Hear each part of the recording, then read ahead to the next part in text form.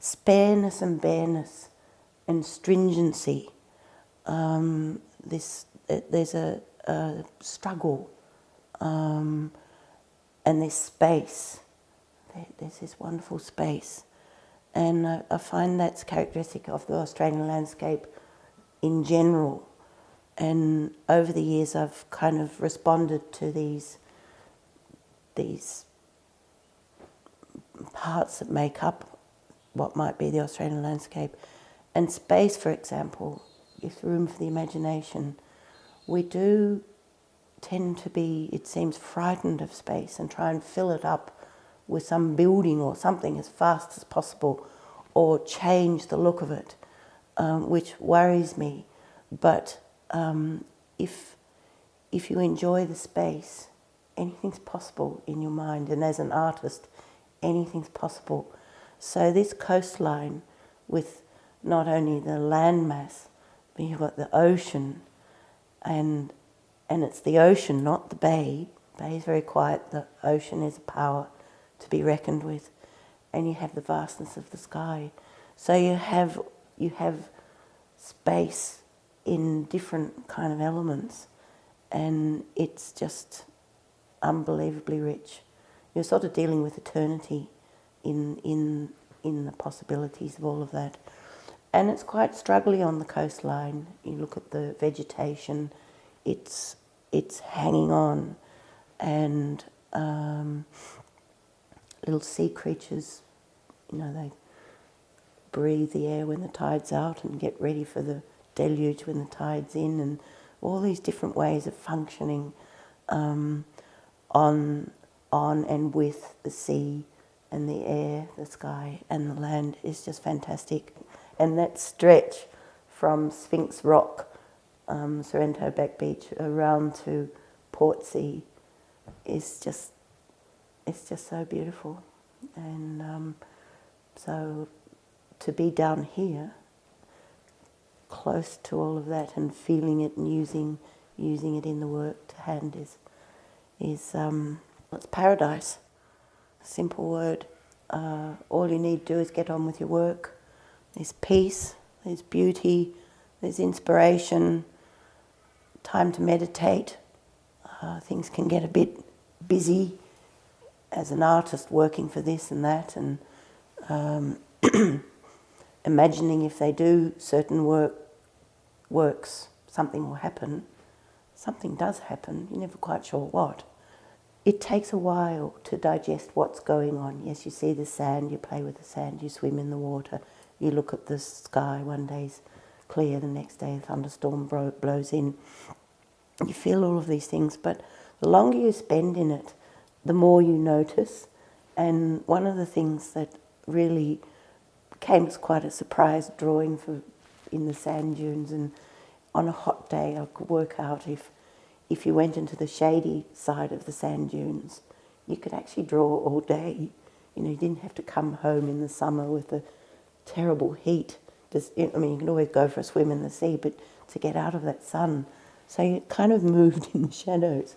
And spending all this time, you start noticing little sand shapes. And they're sort of zoomorphic, anthropomorphic, and morphic, a language in itself. And these have grown over the years into these cliff glyphs, which I'm hoping to realise in steel for this exhibition. I've been drawing them and painting them on paper, but to actually make them in rusted steel. I'm surrounded by glyphs. I've been working for many decades now on what could be termed a language of the Australian landscape.